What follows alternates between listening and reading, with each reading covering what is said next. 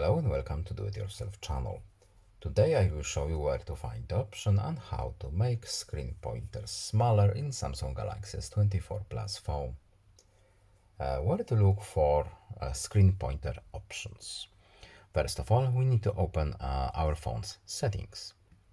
Then accessibility. Next, at the top, vision enhancements. And on this list, we need to go to the pointer size and color. And here we have our current cursor. So we can make it smaller or larger here. And we can also change its color. So we want to make it smaller. So let's use the smallest option available.